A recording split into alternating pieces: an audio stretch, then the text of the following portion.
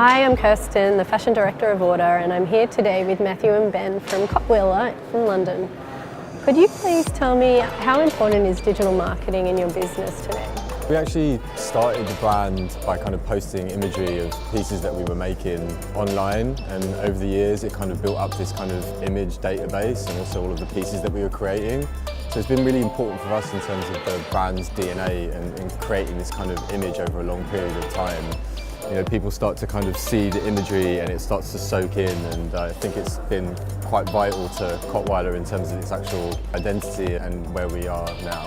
And then I guess social media needs content. Do you rely on friends and collaborators to bring in and create content to post? We shoot all our own content for Instagram, for example. Yourselves? Ourselves, so it's like we're very selective of what imagery we use, and we don't tend to repost. It's more our own imagery.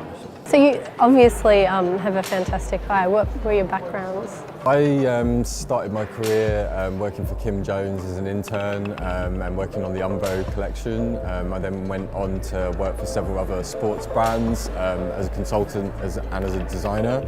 But the whole time I always kind of felt quite out of place, and so we were always working together at evenings and weekends as just a hobby. I worked on Savills for 6 years.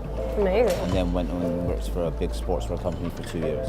And as a small brand, what's your commercial strategy moving forward?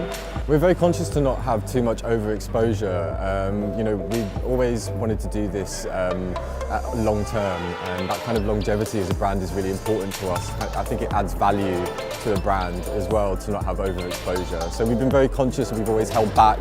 You know, what Cottweiler is a subtle statement, so we've always been very subtle about how we promoted ourselves. Who was the first retailer you ever picked up, and what was the best information a retailer's ever given you?